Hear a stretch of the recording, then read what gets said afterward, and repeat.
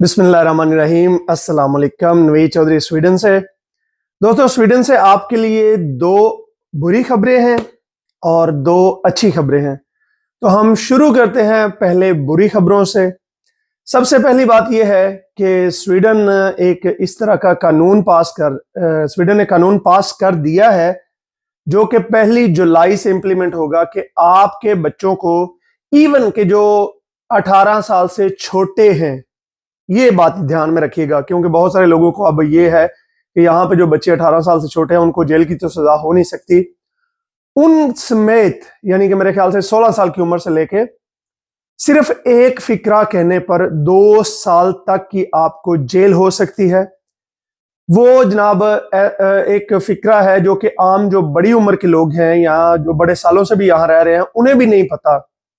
उसमें जो फिक्रा है वो यहाँ पे गाली समझा जाता है, और वो फिक्रा यहाँ पे जब पुलिस को कोई लोग बच्चे देखते हैं तो उनको कहते हैं गाली के तौर पे।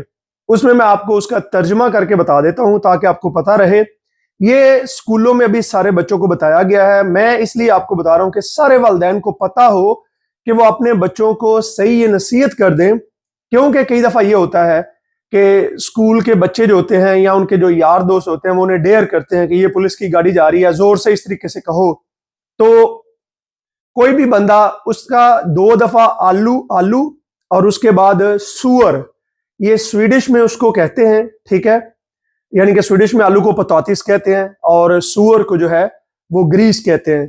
तो 2 दफा आप ये आलू और 1 दफा सुअर का लफ्ज कहने पे जब आप किसी भी शख्स यानी कि आप पुलिस को देख के कहेंगे तो आपको जो है वो 2 साल तक की जेल की सजा इन्होंने रख दी है। पहले हमने यहाँ पे देखा कि बच्चे जो है वो पुलिस पे थूकते भी थे, यहाँ पे फॉरेनर्स के बच्चे जो है वो ईंटें भी मार देते थे, इस तरह की चीजें। अब ये सारी चीजें जो है इनकी उन्होंने नया कानून बना के, और ये नया कानून 1 जुलाई से इंप्लीमेंट हो रहा है, इसकी 2 साल तक उन्होंने जेल रख दी है।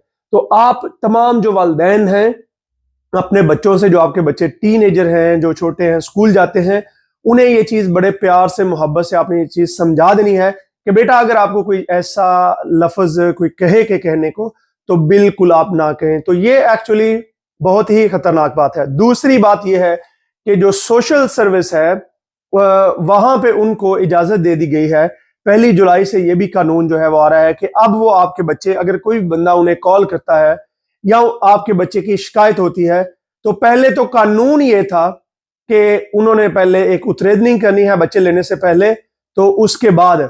लेकिन अब ये है कि अगर उन्हें कोई शिकायत होती है तो वो बगैर इन्वेस्टिगेशन किए किसी किस्म की कानूनी तौर पे आपके बच्चे वो उठा के ले जाएंगे, और आपको बच्चों से बिल्कुल मुकम्मल तौर पे राब्ता नहीं हो सकेगा जब तक कि वो इन्वेस्टिगेशन नहीं कर सकेंगे। क्योंकि पहले सोशल जो है वो उसके खिलाफ इस तरह के केसेस हुए हैं, उन्होंने ये चीजें फेस की हैं कि जिन्होंने कोई इन्वेस्टिगेशन नहीं की, पहले बच्चा, वो पहले भी इस तरह के काम करते रहे लेकिन वो काम गैर कानूनी थे और उनके खिलाफ जो है वो कोई कानूनी कार्रवाई हो सकती थी।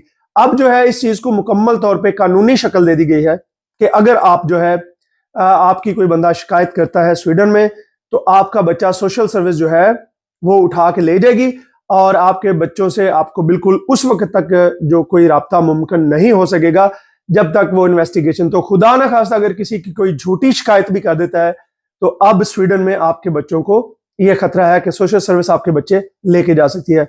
एक और खबर है इमिग्रेशन के हवाले से, वो ये है कि यहाँ पे जो नए कानून है उनके मुताबिक जिन लोगों के बच्चों की उम्रें 21 साल से ऊपर हो रही हैं, ये उनको डॉक्यूमेंट्स अक्सरियत में अब ये नहीं दे रहे। तो मेरी ये राय है, मैं अपनी राय आपको दे सकता हूँ, बाकी आपने अपनी मर्जी करनी है। जो लोग हर चीज प्लेट में रख के अपने बच्चों को देना चाह रहे हैं कि लो जी बनी बनाई हर चीज आप ले लो, वो लोग एक्चुअली बड़ा गलत कर रहे हैं। आप अपने बच्चों को इनकरेज करें, या तो वो खुद यहाँ पे काम ढूंढे कि जिसकी तनख्वाह 28,000 से ज्यादा है, जो इनकी मिनिमम तनख्वाह की लिमिट है अब 80% वाली, तो वो अपना एक कॉन्ट्रैक्ट लें और वो वकील के जरिए जो है वो पेपर जमा करवाएं। उसके लिए अगर आपके पास अभी वैलिड जो है वो कार्ड है 1-2 साल का, तो फौरन जो है वो कॉन्ट्रैक्ट वगैरह लेके रियल जॉब आपके बच्चे ढूंढे तो वो काम करें।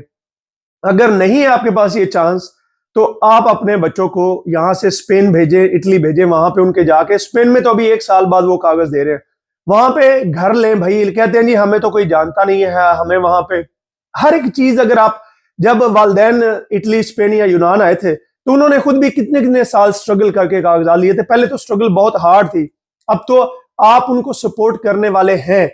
तो वहां पे जाके 6 महीने लग जाएंगे, साल लग जाएगा, वो एक मकान ढूंढे, घर ढूंढे, वहां पे अपना वो ड्रेस करवाएं और कुछ इस तरीके से अपनी जिंदगी को वो सेटल करें। क्योंकि यहाँ पे अब ये जो है कि इन्होंने मुकम्मल तौर पे ये कानून समझ लें कि अब इम्प्लीमेंट ऑलमोस्ट हो चुका है कि अब जो लोग परमानेंट रेजिडेंस जमा कराएंगे, और यहाँ नेशनैलिटी के लिए तो 8 साल का कानून है, और उसमें भी इन्होंने बहुत सारे चेक जो चीजें कर दी हैं कि अगर किसी को जुर्माना भी हुआ होगा तो हो सकता है उसको भी ये क्रिमिनलिटी में ही काउंट कर लें। तो इन चीजों की थोड़ी सी जो है वो एहतियात बड़ी जरूरी है। उसके बाद मैंने जैसे आपको कहा था कि आपके लिए अच्छी खबरें भी हैं। तो अच्छी खबर ये है कि यहाँ पे कुछ लोग हैं जो आपको ये चीजें ट्रांसलेट करके बता रहे हैं, मेरे समेत जो ये अच्छा काम कर रहे हैं।